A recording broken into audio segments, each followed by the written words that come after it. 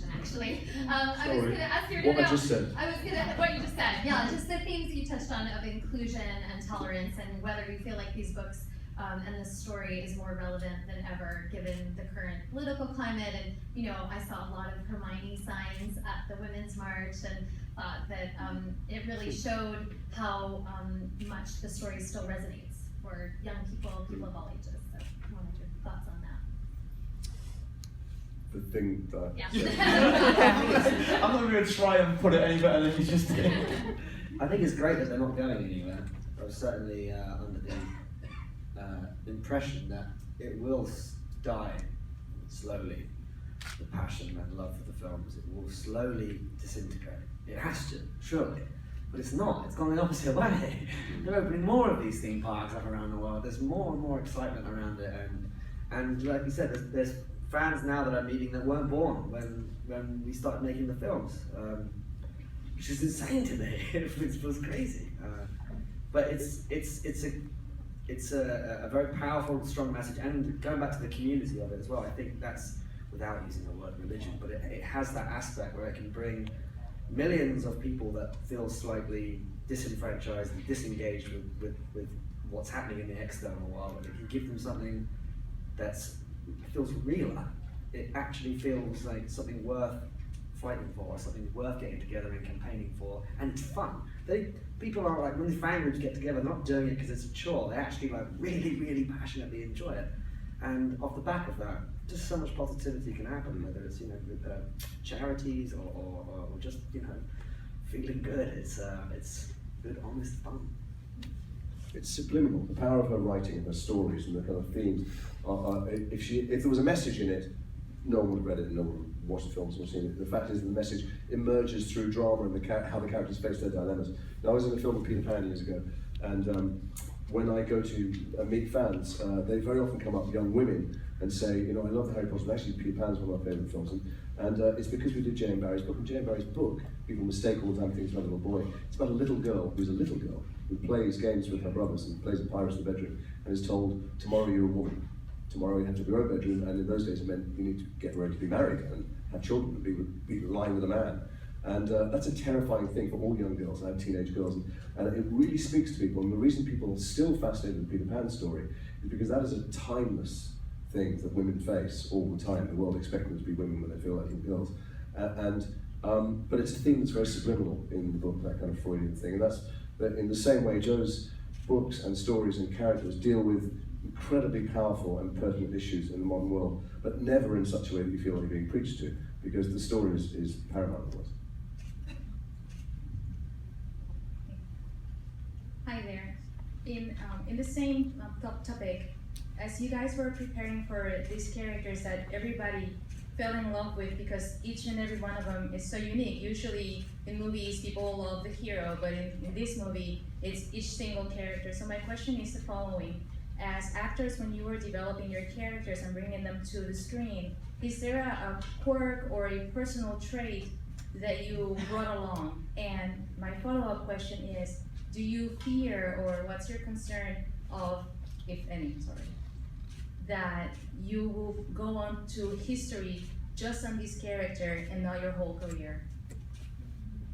Sorry if I got too deep. Oh. Well, I mean, certainly personally as an actor, yeah, I think you have to find a little seed within yourself that you develop into the characters that you play. You know, so for me, yeah, even in Grip Hook, there's a little bit of me. There's the mischievous kind of part of me, but I suppose kind of you channel out into the character. But for other characters, you often find people within your life that influenced you.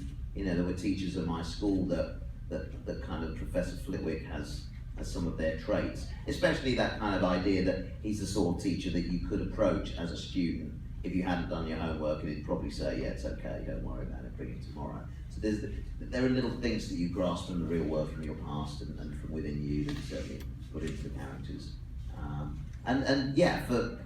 If all I was remembered for as an actor is my work in Harry Potter, that's not such a bad thing at all. I'd be more than happy. I'd be more than happy to be remembered, full stop. So yeah, terrific. However it is, I would gladly take it. Sure. Yeah, I mean, I'm sure there is. Naturally, nothing I did consciously wasn't okay. Actually, no, I say that. My gramps did teach me a couple of things. He taught me how to sneer, which was like smelling something but with one nostril. You know, that's sort of and it looks like you're disgusted by it, you know, if you look at someone with that. So I'm pretty sure I used that pretty early on somewhere. That and spitting your words, really pushing out the word Potter. That was something that I remember thinking like, well, that sounds good. Well, that sounds me. Keep doing that. And annoyingly, people still ask me to the bloody day to say it. I'm kidding. I mean, when I was a kid, like Neville and I had so many similarities. I found sort of finding the character of Neville a lot easier than you think now that I sit here before you. No, I was just a kind of short, chubby kid who was crap at sport. I'm aware of that already.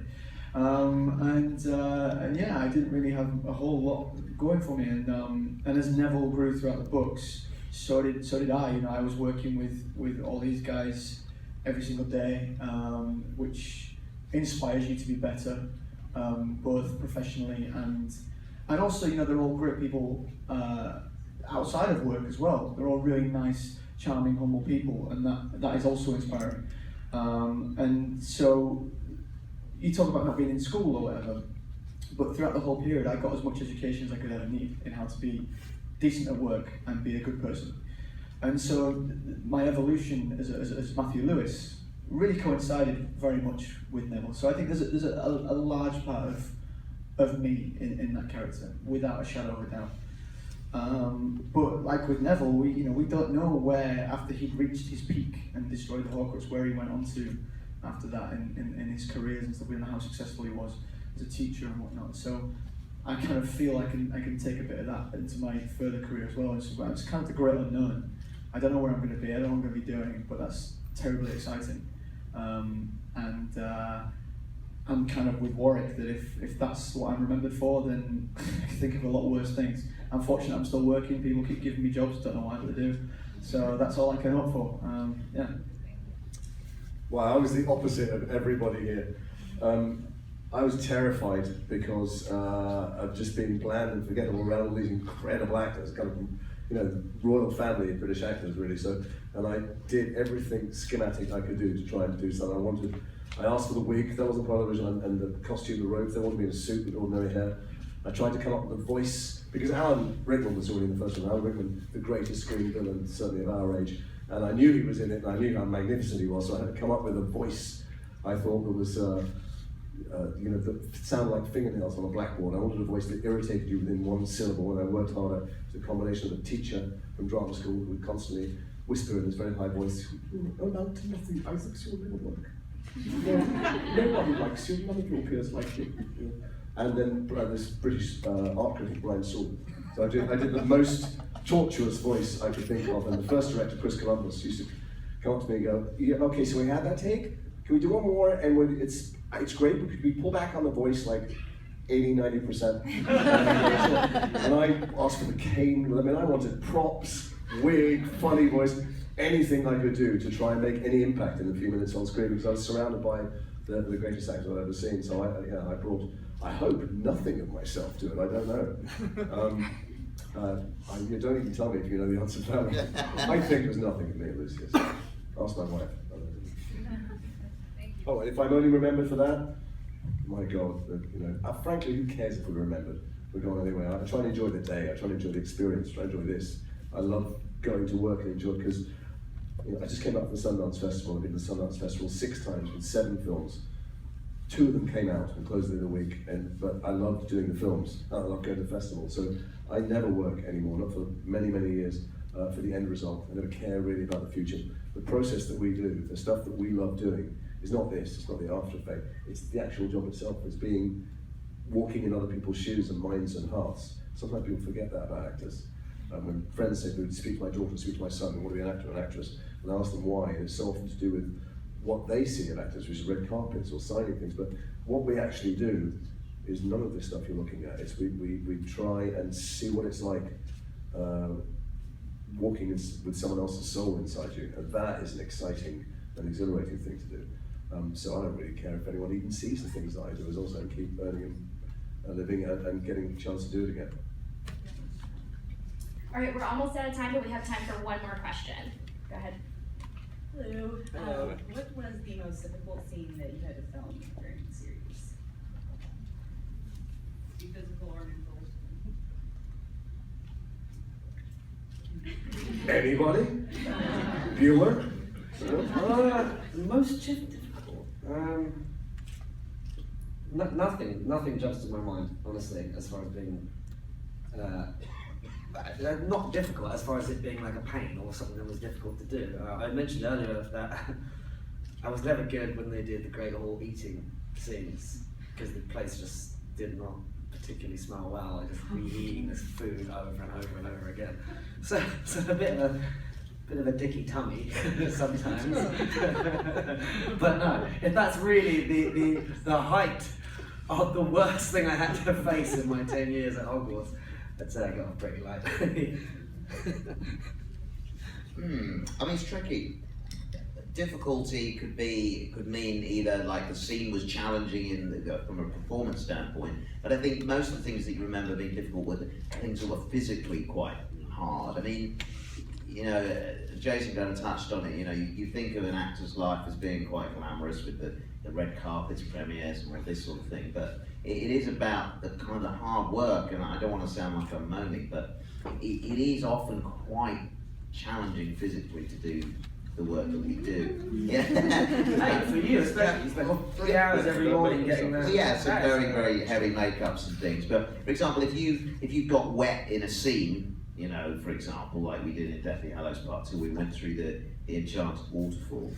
Then for the scenes that go beyond that in time, you then have to still be wet. So there's nothing worse than walking on the set in the morning with your makeup on in dry clothes, and the first thing to do is start spraying you down with a Hudson sprayer ready for the take. So that's the kind of thing, and then you know for the entire duration of that day doing this scene, they're going to do that before every take, re-wet you just as you think, I'm feeling a bit warmer now, I'm drying off.